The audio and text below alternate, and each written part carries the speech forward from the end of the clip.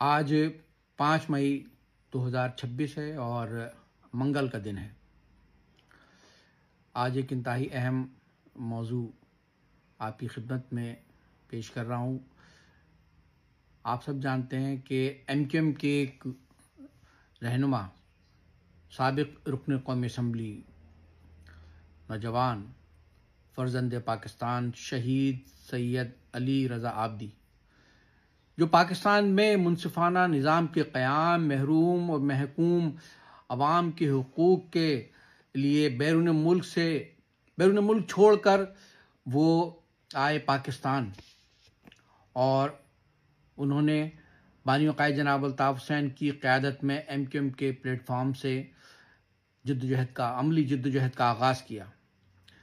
جو قومی اسمبلی میں نہ صرف کراچی بلکہ ملک بھر کے محروم عوام کے حقوق کے لیے ایک توانا آواز بن گئے، عوام کے ساتھ مل کر عوام کے حقوق کی جدوجہد کر رہے تھے، جو قومی اسمبلی میں صرف کراچی نہیں بلکہ ملک بھر کے محروم عوام کے حقوق کے لیے جدوجہد کر رہے تھے، آواز اٹھا رہے تھے، انہیں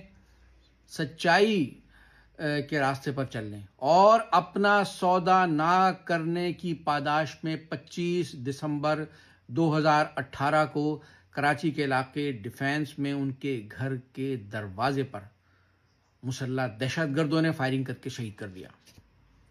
کچھ ملزمان گرفتار ہوئے، جن میں سے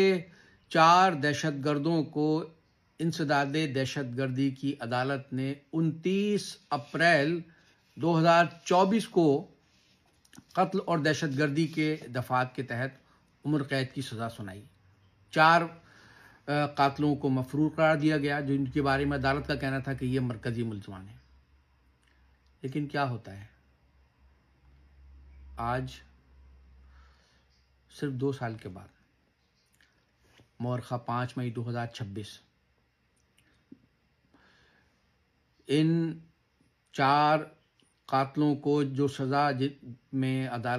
جیل میں تھے، سزا کاٹ رہے تھے، سندھ ہائی کورٹ نے ان کے قتل کی سزا میں عمر قید کی سزا پانے والے قاتلوں کے مقدمے سے دہشت گردی کی دفعات ختم کرتے ہوئے عمر قید کی سزا کو جو انہوں نے جیل میں کاٹی تھی اس سزا میں کنورٹ کرتے ہوئے، تبدیل کرتے ہوئے ان قاتلوں کو رہا کرنے کا حکم دے دیا ہے۔ سوال یہ ہے کہ یہ کون سا انصاف ہے؟ کون سا قانون ہے؟ کس قانون کے تحت ان سزا یافتہ قاتلوں کی سزا کے اس مقدمے سے دہشت گردی کی دفعات ختم کی گئیں؟ یعنی کہ 4 جو مرکزی جو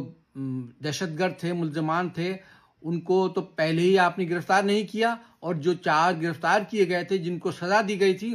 ان کی مقدمے سے بھی دہشت گردی کی دفعات ختم کر کے ان 4 کو بھی رہا کرنے کا حکم دے دیا گیا۔ ہمارا سوال یہ کہ قاتلوں نے سید علی رضا آبدی شہید پر جس طرح سے جدید ہتھیاروں سے جو گولیاں برسائی تھیں،